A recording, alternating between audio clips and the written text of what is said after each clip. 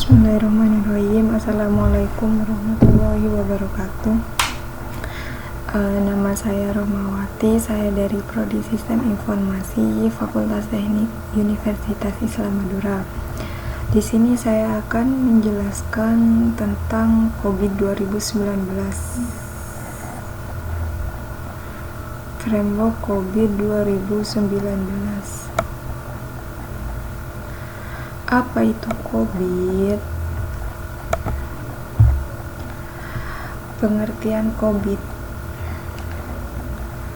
COVID merupakan singkatan dari Control Objective for Information and Related Technology, yang mana COVID adalah kerangka kerja atau framework yang dikembangkan oleh ISACA atau Information System Audit and Control Association untuk tata kelola dan manajemen teknologi informasi dalam organisasi.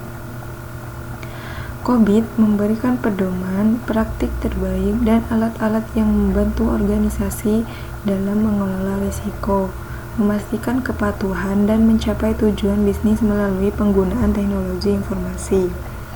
Jadi, COVID di sini merupakan tools yang sangat bermanfaat apabila kita menggunakan dengan baik dan benar.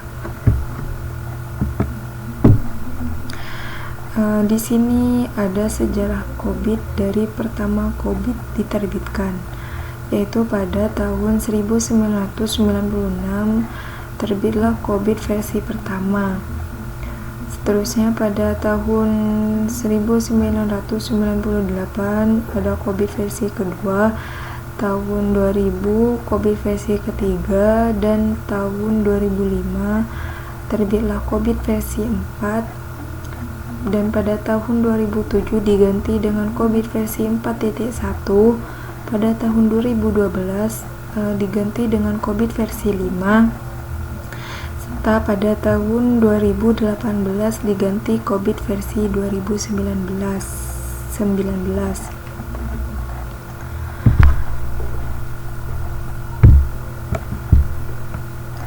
Manfaat COVID. Adapun beberapa manfaat COVID, yang pertama yaitu kepatuhan terhadap standar dan regulasi industri.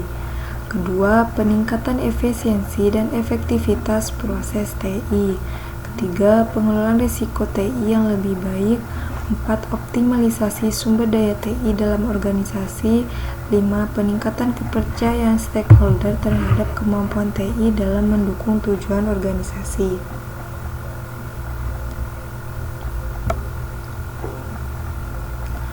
Selanjutnya, bagaimana COVID 2019 bisa membantu perusahaan atau organisasi secara umum. Yang pertama yaitu nomor 1, meningkatkan daya saing perusahaan. Nomor 2, meningkatkan efektivitas biaya dalam penggunaan teknologi informasi. Yang ketiga, mengurangi resiko keamanan teknologi informasi. Yang keempat, meningkatkan tata kelola teknologi informasi. Yang kelima, meningkatkan IT governance pada perusahaan. Yang keenam, yaitu meningkatkan kemampuan perusahaan dalam mengikuti perkembangan terbaru dalam manajemen dan tata kelola teknologi informasi.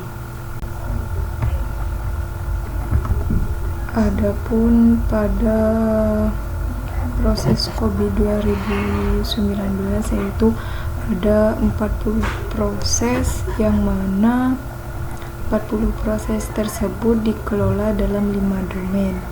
Yang pertama ada EDM, yang artinya evaluate, direct, and monitor. Pada EDM tersebut terdapat 5 proses, dan ada align, plan, and organize, yang disingkat dengan APO, terdapat 14 proses. Yang ketiga ada build, acquire, and implement atau BAI, yang terdapat 11 proses, serta ada deliver service and support atau biasa disebut dengan DSS, yaitu ada 6 proses, Dan ada MIA, yang dimana MIA tersebut yaitu Monitor, Evaluate, and Assess. EDM tersebut adalah domain yang berfokus pada tata kelola TI IT. Sedangkan yang keempat, proses tersebut merupakan domain yang berfokus pada manajemen IT. Sedangkan untuk menilai kelima manage tersebut, COBIT 2019 memiliki model pengukuran yang dikenal dengan istilah Capability Level COBIT, yang dimana capability di sini memberikan teknik pengukuran berskala tingkat.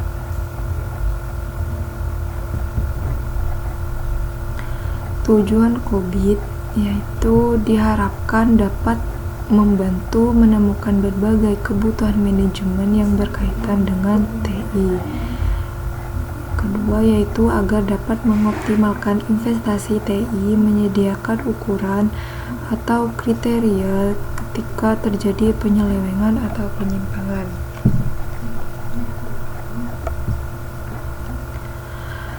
COBIT 2019 mempunyai dua prinsip. Yang pertama, Principal Governance System, yang kedua, Principal Governance Framework. Principal Governance System yaitu prinsip sistem tata kelola, di mana prinsip tersebut mempunyai 6 prinsip. Yang kedua, prinsip kerangka kerja tata kelola mempunyai 3 prinsip. Pada sistem tata kelola, yang pertama yaitu Provide Stakeholder Value. Artinya, setiap perusahaan memiliki sistem tata kelola untuk memenuhi kebutuhan stakeholder atau pemangku kepentingan, serta menghasilkan value dari penggunaan informasi dan teknologi. Yang kedua yaitu Holistic Approach. Artinya, COBIT mendukung pendekatan holistik dengan mempertimbangkan berbagai elemen pengelolaan seperti proses, perilaku, informasi, dan struktur organisasi. Yang ketiga ada Dynamic Governance System. Artinya, sistem tata kelola harus bersifat dinamis, yaitu setiap satu atau lebih faktor desain bisa diubah. Yang keempat, Governance Distinct from Management. Artinya, COBIT secara jelas membedakan antara tata kelola dan manajemen. Yang keempat ada Tailored to Enterprise Need. Artinya, COBIT memberikan fleksibilitas bagi organisasi atau instansi untuk menyesuaikan penerapan tata kelola TI sesuai dengan ukuran, konten, dan kebutuhan organisasi. Yang keenam, ada end-to-end governance system. Artinya, tata kelola TI harus melibatkan seluruh aspek organisasi, tidak hanya bagian TI, yaitu keseluruhannya seperti seluruh proses, informasi, dan fungsi bisnis.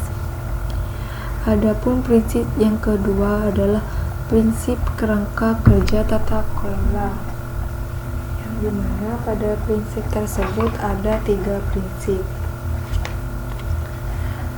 Prinsip kerangka kerja yang pertama yaitu Based of Conceptual Model.